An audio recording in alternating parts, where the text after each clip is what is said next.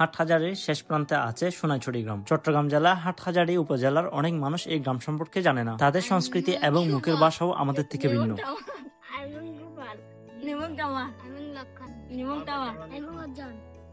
এটা মানে হচ্ছে তোমার নাম কি?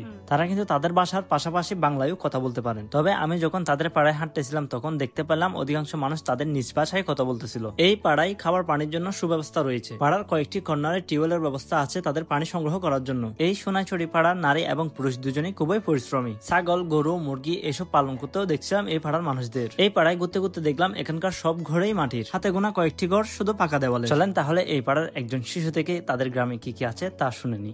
তোমাদের পাড়ার নাম কি? সোনাইছড়ি ত্রিপুরা পাড়া। উদেলিয়া গ্রামের। আচ্ছা, স্কুল আছে না তোমাদের? স্কুলের নাম ইঞ্জিনিয়ার সুলতান আহমেদ সরকারি প্রাথমিক বিদ্যালয়।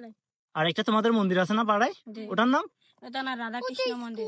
তাছাড়া এই সোনাইছড়ি ত্রিপুরা পাড়া যাওয়ার রাস্তাটাও বেশ চমৎকার। ভিডিওতে এখন যে রাস্তাটি দেখতে পাচ্ছেন এটা হচ্ছে সোনাইছড়ি ত্রিপুরা পাড়া যাওয়ার রাস্তা। এই রাস্তার দুই পাশে সুন্দর ধান চাষ করা হয়েছে এবং সব থেকে সুন্দর হচ্ছে এই ছোট বড় পাহাড়। সামনে যে নারকেল গাছ রয়েছে ওখানে একটা পুকুরও রয়েছে। আর পাশে যে ঘরগুলো দেখতেছেন এগুলাই হলো সোনাইছড়ি ত্রিপুরা পাড়া। এই পাড়ার পেছনে রয়েছে এই সুন্দর পাহাড়। এই পাহাড়ের চূড়ায় উঠে চন্দ্রনাথ পাহাড়ের মন্দিরও দেখা যায়। চলেন পাহাড়ে উঠে এই সুন্দর গ্রামের ভিউ এবং কি কি দেখা যায় তা আপনাদেরকে দেখাই। এবং সব থেকে সুন্দর এই গ্রামের ছেলেগুলো অনেক ফ্রেন্ডলি এবং ভালো, তবে অনেক দুষ্টু। পাড়ার এই ছোট্ট ছেলেরা আমাদেরকে পাহাড়ের উপরে নিয়ে যাচ্ছে। এখন যে দৃশ্যটি দেখতে পাচ্ছেন এটাই হচ্ছে সোনাইছড়ি ত্রিপুরা পাড়া। এই পাড়ার আশেপাশে বাড়িঘর অনেক কম এবং যারা পাহাড় প্রিয় মানুষ তারা চাইলে এই পাহাড়ে ঘুরে যেতে পারেন। এখন আমরা এই পাহাড়ের চূড়া থেকে সামনে যে উঁচু পাহাড়টা আছে ওটাতে উঠতে যাচ্ছি। পাহাড়ি পথে হেঁটে বোঝা যাচ্ছে এখানে রুখের আসা যাওয়া অনেক কম। অল্প কিছু সময় হেঁটে অবশেষে আমরা চলে আসলাম দ্বিতীয় পাহাড়ের চূড়ায়। ওই দূরে দেখা যাচ্ছে সীতাকুণ্ড রেঞ্জে চন্দ্রনাথ পাহাড়ের মন্দির। পাড়ার ছেলেরা এখানকার একটা গাছের ডালে বসে গানও করতেছিল।